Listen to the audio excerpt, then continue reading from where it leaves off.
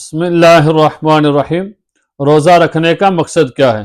اللہ تعالیٰ نے پاک کلام کے اندر ارشاد فرمایا ہے، یا ایھا الذین آمنوا کتب علیکم الصیام کما کتب علی الذین من قبلکم لعلکم تتقون۔ اے ایمان والو، تمہارے اوپر روزے فرض کیے گئے ہیں جیسا کہ تم سے پہلے لوگوں پر بھی روزے فرض کیے گئے تھے۔ تو ان روزوں کے فرض کرنے کا مقصد کیا ہے؟ فرمایا مقصد یہ ہے لعلکم تتقون، تاکہ تم متقی بن جاؤ، پرہیزگار بن جاؤ۔ متقی بننے کا مقصد کیا ہے؟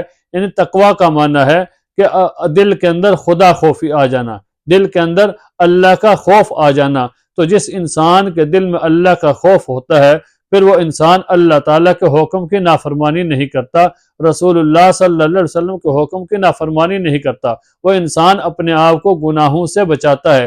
جو آدمی روزہ رکھے پھر دن بھر گناہ کرتا رہے، فرض نماز نہیں پڑھتا، یا موسیقی سنتا رہتا ہے، یا ٹی وی پر بیٹھا رہتا ہے، یا کوئی ایسے کام کرتا رہتا ہے جو گناہ کے کام ہیں، حرام کاموں کے اندر ملوث رہتا ہے، فرمایا کہ ایسے روزے دار کو کوئی فائدہ نہیں ہوگا روزہ رکھنے کا۔ رسول اللہ صلی اللہ علیہ وسلم نے فرمایا بہت سارے روزے دار ایسے ہیں جن کو شام کو سوائے بھوکا اور پیاسا رہنے کے کچھ حاصل نہیں ہوتا، اور بہت سارے شب بیدار ایسے ہیں کہ ساری رات جاگتے رہتے ہیں اور صبح کو ان کو سوائے جاگنے کے کچھ حاصل نہیں ہوتا، کیونکہ ان کی رضا اللہ تعالیٰ کے لیے نہیں ہوتی، ان کا مقصد تقوی حاصل کرنا نہیں ہوتا۔ تو ہمیں چاہیے کہ اپنا جو روزہ رکھا ہے اس سے ہمیں تقوی حاصل کرنا چاہیے، پرہیزگاری کرنی چاہیے، کہ اپنے آپ کو گناہوں سے بچانا چاہیے۔ یعنی کہ جس طرح روزے کا مطلب کیا ہے کہ آدمی تین چیزوں سے رکنا ہے، کہ کھانے پینے سے رکنا ہے اور جماعت سے رکنا ہے۔ تو جب یہ حلال چیزوں سے انسان اللہ کے حکم کے لیے چھوڑ دیتا ہے، اللہ کا حکم ہوتا ہے تو ان تین چیزوں کو چھوڑ دیتا ہے۔ تو اسی طرح اللہ تعالیٰ کا حکم ہے کہ حرام چیزوں سے اپنے آپ کو بچاؤ۔ تو جب آدمی روزہ رکھ کے حلال چیزوں کو چھوڑ سکتا ہے، حرام چیزوں کو بھی روزہ رکھ کر چھوڑنا چاہیے، تو یہ درجہ اولا انسان کے لیے آسان ہوتا ہے کہ حرام چیزوں کو بھی چھوڑ دو، کہ اللہ تعالیٰ نے حکم دیا حلال کو چھوڑ دیا، اللہ تعالیٰ نے حکم دیا حرام کو چھوڑ دیا، اور ساری عبادات کا مقصد یہی ہے لعلکم تتقون۔ فرمایا یا ایھا الناس اعبدوا ربکم الذی خلقکم والذین من قبلکم لعلکم تتقون۔ اے لوگو، اللہ تعالیٰ کی عبادت کرو، اس اللہ کے جس نے تم کو بھی پیدا کیا اور تم سے پہلے لوگوں کو بھی اللہ تعالیٰ نے پیدا کیا۔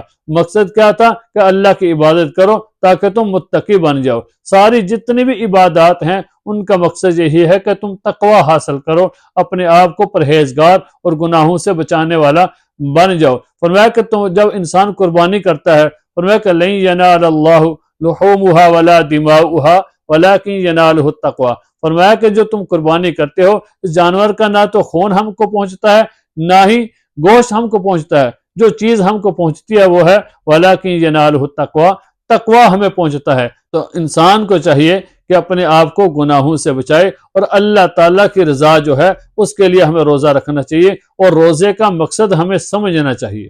پھر فرمایا کہ روزہ تین قسم کا ہے۔ ایک ہے عوام کا روزہ۔ عوام کا روزہ کیا ہے؟ کہ اللہ کا حکم ہے روزہ رکھنا ہے، تو عوام کس طرح روزہ رکھتی ہے کہ کھانا پینا چھوڑ دیتی ہے اور جماعت چھوڑ دیتی ہے۔ یہ تین چیزیں چھوڑنے کا نام روزہ ہے۔ تو عوام کا روزہ یہ کہ ان تین چیزوں کو چھوڑ دیتا ہے، صبح صادق سے لے کے سحری کے ٹائم سے لے کے غروب آفتاب تک۔ یہ تو عوام کا روزہ ہوا۔ دوسرا روزہ ہے خواص کا روزہ۔ خواص کا روزہ یہ ہے کہ کھانا پینا بھی چھوڑ دیتے ہیں، جماع بھی چھوڑ دیتے ہیں، اور اپنے آپ کو گناہوں سے بھی بچاتے ہیں۔ یہ خواص کا روزہ ہے۔ اور جو کچھ لوگ ہوتے ہیں نا VIP یا اکثر خواص الخواص لوگ جو ہوتے ہیں، فرمایا کہ ان کا روزہ یہ ہے کہ وہ کھانا پینا بھی چھوڑ دیتے ہیں اور جماع بھی چھوڑ دیتے ہیں، اور اپنے آپ کو بھی گناہوں سے بچاتے ہیں، اور ساتھ دوسرے لوگوں کو بھی ترغیب دیتے ہیں کہ تم بھی گناہ سے بچو۔ تو ہمیں چاہیے کہ خود بھی گناہ سے بچیں اور دوسرے لوگوں کو بھی اس چیز کی ترغیب دیں کہ وہ بھی گناہ سے بچیں، اور کوشش کریں کہ روزے کا مقصد سمجھنے کی، کہ روزے کا مقصد ہے لعلکم تتقون، کہ انسان متقی بن جائے۔ اللہ تعالی ہمیں عمل کرنے کی توفیق عطا فرمائے۔